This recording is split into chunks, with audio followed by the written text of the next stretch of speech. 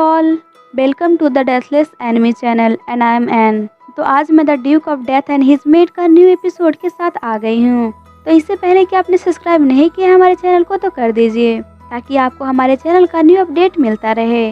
तो चलिए जल्दी से एक्सप्लेनेशन शुरू करते हैं। एपिसोड की शुरुआत होती है जहां एलिस कहती है, यंग मास्टर आप इन कपड़ों में बहुत अच्छे लग रहे हैं। इस पर ड्यूक कहता है, जब तुम मेरी तारीफ करती हो मुझे बहुत अच्छा लगता है, पर तुम्हारा क्या, तुम रोज एक ही ड्रेस पहन कर रखती हो, क्या तुम्हें तकलीफ नहीं होता? इस पर एलिस कहती है, ऐसा नहीं है, मैं रोज कपड़ा चेंज करती हूँ और अगर आप चाहे तो देख सकते हैं। इस पर ड्यूक कहता है, मेरा ये मतलब नहीं था। अब दूसरे सीन में बेओला दोबारा मिलने आती है पर उसके सामने रॉब आ जाता है। अब बेओला रॉब को देखते ही बहुत ज्यादा शर्माने लगती है। तब रॉब बेओला के लिए टी लेने के लिए चला जाता है। तब ड्यूक कहता है, उसके सामने बेओला ज्यादा नहीं शर्माती है? इस पर बेओला कहती है, क्योंकि मैं उसे प्यार करती हूँ और आप अपने काम से मतलब रखिए। तब ड्यूक कहता है, तुमसे काफी बड़ा है वो। इस पर बेओला कहती है, मुझे उससे कुछ लेना देना नहीं है। इस पर ड्यूक कहता है, पर वो एक बुढ़ा है। बेओला को ये सुनकर बहुत ही गुस्सा आता है और वहाँ से एक फूल उठाकर ड्यूक के सर पर दे मारती है और कहती है, बकवास बंद करो। अब दूसरा सीन दिखाया जाता है जहाँ पर बेओला लंच करने के बाद कहती है, एलिस तुम खाना तो सही बना लेती हो लेकिन मेड बनने के लिए वो चमक तुम्हारे अंदर नहीं है, तो मैं तुम्हें सिखाऊंगी अट्रैक्टिव बनना बेओला टेक्निक से। अब एलिस को एक चेयर पर बैठा देती है और ड्यूक को फेस मोड़ने के लिए कहती है। उसके साथ ही कहती है, बेओला टेक्निक में क्यूट फेस बनाकर लड़कों को फंसाना, यानी कि अगर भाई से कोई काम निकलवाना हो तो तुम इसका यूज कर सकती हो। तब बेओला कहती है, आंखों को बड़ा करके क्यूट फेस बनाओ और स्वीट वॉइस निकालो और ऐसा करके तुम कोई भी काम करवा सकती हो। एलिस भी बेओला के कहे मुताबिक करने लगती है। तभी वहाँ पर रॉब आ जाता है और कहता है, बेओला आपका बटलर कह रहा है आपका घर जाने का वक्त आ गया है। इस पर बेओला कहती है, मैं आज भी रॉब से बात नहीं कर पाई। तब ड्यूक कहता है, क्यों न तुम बेओला टेक्निक का यूज करो और रॉब को गुड बाय कहो। इस पर बेओला ये करने के लिए तैयार तो हो जाती है पर रॉब को देख कर वो बहुत ज्यादा नर्वस हो जाती है। अब कुछ दिन के बाद बेओला वापस आती है और अगेन उसकी मुलाकात रॉब से हो जाता है। तब रॉब को देखते ही फिर से वहीं पर पिघल जाती है। तब रॉब कहता है, आप यंग मास्टर को ढूंढ रहे हैं, वो किचन में है, चलिए मैं आपको साथ लेकर चलता हूँ। इस पर बेओला धीरे से कहती है, वो तो बस बहाना है, मैं तो आपसे मिलने आया करती हूँ। तब रॉब बेओला को किचन में लेकर आता है जहाँ पर एलिस ड्यूक को कुछ खिला रही होती है। पर ड्यूक कहता है, मुझे पता है तुम मेरे मुंह के अंदर देखोगी इसलिए मैं मुंह नहीं खोलूंगा। इस पर एलिस कहती है, नहीं मैं ऐसा नहीं करूंगी, प्लीज एक बार खोलिए तो, आप ये खाकर तो देखिए बहुत ही अच्छा है। तब बेओला कहती है, आखिर तुम लोग कर क्या रहे हो? ड्यूक उसे देखकर घबराते हुए कहता है, मैं तो बस इसे टेस्ट कर रहा था और ज्यादा कुछ नहीं, मुझे लगा इस चीज की स्मेल से जादूगरनी अट्रैक्ट हो जाएगी और वो यहाँ आ जाएगी और इसीलिए मैं इसे टेस्ट करना चाह रहा था। और एलिस भी हाँ में जवाब देती है। तब बेओला कहती है, जैसे मानो मैं इन लोगों की बातों पर मान जाऊंगी और कोई बहाना नहीं मिला इन दोनों को, चलो छोड़ो इन दोनों को, मैं तो यहाँ रॉब को अट्रैक्ट करने आई हूँ। और एलिस से कहती है, एलिस क्या मैं तुम्हारे साथ ब्रेड बना सकती हूँ? इस पर एलिस रेडी हो जाती है। तब बेओला मन में कहती है, अब मैं खाना बनाने की कला से रॉब का दिल जीत लूंगी। इस पर ड्यूक कहता है, ठीक है पर तुम रॉब के साथ ब्रेड बनाओगी। इस पर बेओला कहती है, मैं रॉब के साथ नर्वस हो जाऊंगी और जिस वजह से मैं ब्रेड सही से नहीं बना पाऊंगी और इसीलिए आपने ऐसा कहा है, आप नहीं चाहते कि मेरा कुछ भला हो। अब ये लोग ब्रेड बनाना शुरू कर देते हैं जहाँ पर रॉब इन सब से परफेक्ट होता है और साथ ही में उसका ब्रेड सबसे अच्छा होता है। तब रॉब कहता है, बेओला क्या आपका ब्रेड रेडी हो चुका है? इस पर बेओला कहती है, नहीं मैंने इससे पहले कभी ब्रेड नहीं बनाया है इसलिए मुझे आ नहीं रहा है, क्या तुम मेरी मदद कर सकते हो? और मन में कहती है, कोई ऐसा आदमी नहीं है जो लड़की की मदद मांगने पर हेल्प ना करे, अब उसे मेरा हेल्प करना पड़ेगा और हम थोड़े नजदीक आ जाएंगे और यही है बेओला टेक्निक। अब रॉब भी ब्रेड बनाने में उसकी मदद करता है।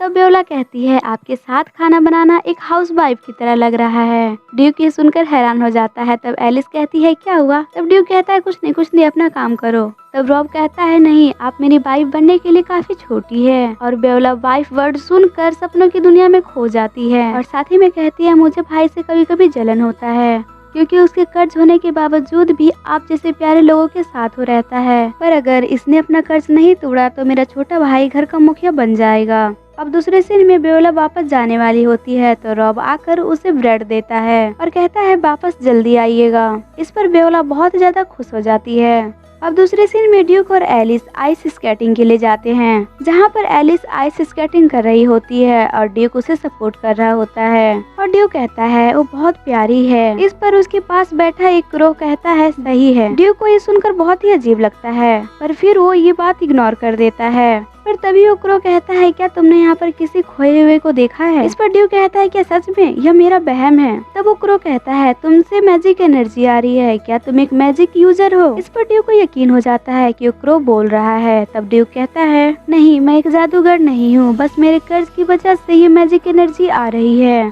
तब ओक्रो कहता है अच्छा तो तुम एक सिर्फ इंसान हो। तब ड्यू कहता है तो तुम उस लाल बालों वाली लड़की को ढूंढ रहे हो? इस पर ओक्रो कहता है हाँ, एक सीरियस दिखने वाली लड़की जिसका दिमाग खाली है। तब ड्यू कहता है अच्छा तो तुम कफ के दोस्त हो जिसके बारे में वो बात कर रही थी। तब ओक्रो कहता है हाँ, अचानक से एक दिन वो गायब हो गई और अभी तक नहीं मिली है, क्या तुमने उसे देखा है? इस पर ड्यू कहता है उस दिन के बाद तो कभी नहीं। तभी हम देखते हैं कि एलिस को कुछ गिरा हुआ मिलता है और वो उठाकर अपने कपड़े में रख लेती है। तब ड्यू कहता है तुम्हें नहीं लगता कि तुम एलिस को ज्यादा घूर रहे हो? पर तभी वहाँ पर एलिस आ जाती है। तब ड्यू कहता है एलिस मैं तुम्हें किसी से मिलाना चाहता हूँ और वो है कफ का दोस्त। तभी ओक्रो एक लड़के में ट्रांसफर हो जाता है और खुद को इंट्रोड्यूस करते हुए कहता है मेरा नाम जेन है और मैं एक मैजिक यूजर हूँ। और एलिस से कहता है आपसे मिलकर खुशी हुई, आप बहुत ही खूबसूरत है। जेन को एलिस के साथ फ्लर्ट करता देख ड्यू को जलन होती है और एक स्टिक से गोला बनाकर कहता है एलिस मेरी है तो उस पे लाइन मारने की कोशिश मत करो। इस पर जेन कहता है मैं लड़कियों का दीवाना हूँ और मैं लाइन मारना बंद नहीं कर सकता, और लड़कियां जब ड्रेसअप और मेकअप करती है तो मुझसे रहा नहीं जाता। पर ये कफ को बिल्कुल भी समझ में नहीं आता है और आखिरकार तुम्हें तो एक लड़के हो तो मेरे दिल की हाल समझ ही सकते हो, पर कहीं मैं लड़का हूँ, लड़का से प्यार करता हूँ, इस टाइप की तो तुम नहीं हो। इस पर ड्यू कहता है नहीं नहीं बिल्कुल नहीं, मैं ऐसा नहीं हूँ। तब जेन कहता है चलो छोड़ो भी, मैं तो यहाँ बस कफ को ढूंढने आया था, वो मेरे बिना कुछ भी नहीं कर सकती है, इसीलिए मुझे उसके साथ रहना पड़ता है। तब ड्यूक कहता है तुम अपने मैजिक से उसे क्यों नहीं ढूंढ लेते? इस पर जेन कहता है मैजिक से सभी काम नहीं होते।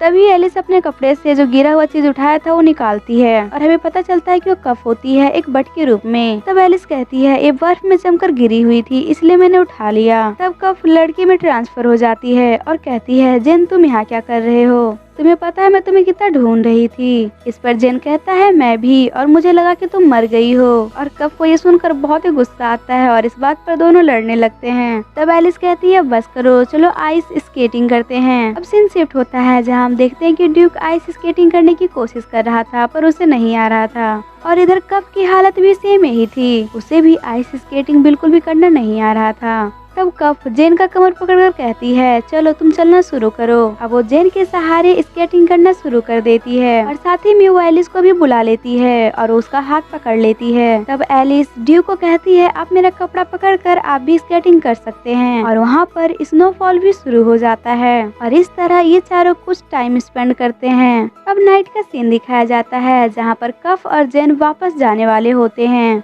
तब कफ कहती है मैंने जेन से बात की थी तुम्हें लाल चांद की रात में जादूगरनी की फेस्टिवल में ले जाने के लिए, क्योंकि हम तुम्हें जादूगरनी के बारे में कुछ नहीं बता सकते हैं, इसलिए तुम उस फेस्टिवल में चलकर उस जादूगरनी के बारे में पता लगा सकते हो जिसने तुम्हें कर्ज दिया, और वहाँ पर कोई प्रॉब्लम हुआ तो हम मदद करेंगे। तब ड्यू कहता है क्या ऐसा हो सकता है? तब कफ कहती है हाँ, अब हम लाल चांद के रात के दिन मिलेंगे और हम दोनों तुम्हें लेने आएंगे तो रेडी रहना। ये कहकर वो लोग चले जाते हैं। उसके जाने के बाद एलिस कहती है क्या मैं भी आपके साथ चल सकती हूँ? इस पर ड्यूक पहले तो मना करता है पर एलिस के रिक्वेस्ट के बाद वो मान जाता है। अब दूसरा सीन दिखाया जाता है जहाँ पर बेओला एलिस के रूम में आती है और कहती है मैं तो रॉब के रूम में सोना चाहती थी पर भाई ने मना कर दिया इसलिए मैं यहाँ आ गई। और तभी उसकी नजर जार में रखे सूखे फूल पर पड़ता है जो कि एपिसोड 1 की शुरुआत में ड्यूक ने एलिस को दिया था, और कहती है तुमने इस सूखे फूल को क्यों रख रखा है? इस पर एलिस कहती है ये मेरे लिए बहुत ही कीमती है। अब बेओला कहती है चलो अब लड़कियों वाली बातें करते हैं, जैसे तुम्हें पता होगा मैं रॉब को पसंद करती हूँ। इस पर एलिस कहती है मुझे माफ कीजिए पर मुझे इसके बारे में कुछ पता नहीं था, पर हाँ रॉब आपके लिए काफी सही है क्योंकि वो बहुत ही अच्छा इंसान है। तब बेओला कहती है तो अब तुम अपने बारे में बताओ, तुम्हें क्या कोई पसंद है? इस पर एलिस कहती है हाँ, और वो मेरे लिए एक प्रिंस की तरह है। तब बेओला खुद से कहती है मुझे पता है वो कोई और नहीं मेरा भाई है। तब एलिस सूखे फूल को देखकर कहती है जरूरत पड़ने पर वो मेरी हेल्प करते हैं और मेरे लाइफ को इम्पोर्टेंस देते हैं। इस पर बेओला कहती है अगर तुम्हें उसे पटाना हो तो तुम उसे सीख लेना। इस पर एलिस कहती है हाँ जरूर, क्यों नहीं। तो बेओला कहती है मैं हमेशा से एक बड़ी बहन चाहती थी, क्योंकि मेरे छोटे होने की वजह से मेरी मॉम मेरे बड़े भाइयों को प्यार करती थी और इसीलिए मैं खूब पढ़ाई करती थी और बहुत ही मेहनत करती थी। इसके बावजूद भी उन्होंने ऐसा प्यार नहीं दिया जैसा मैं चाहती थी और मैं हमेशा से चाहती थी मुझे इस तरह कोई प्यार करे। ये कहते कहते बेओला वहीं पर सो जाती है। तभी ड्यूक भी बेओला को ढूंढते हुए वहाँ पर आ जाता है। तब एलिस कहती है वो अभी सोई है तो ज्यादा शोर मत कीजिए, और साथ ही में कहती है यंग मास्टर मैं चाहती हूँ कि बेओला जब उठे तो आप उसकी तारीफ करें। मैं नहीं चाहती कि बेओला अकेला फील करे। इस पर ड्यूक मान जाता है और कहता है ठीक है, और साथ ही में कहता है कल लाल चांद की रात है। और यहीं पर हमारा ये एपिसोड खत्म हो जाता है। So thank you for watching.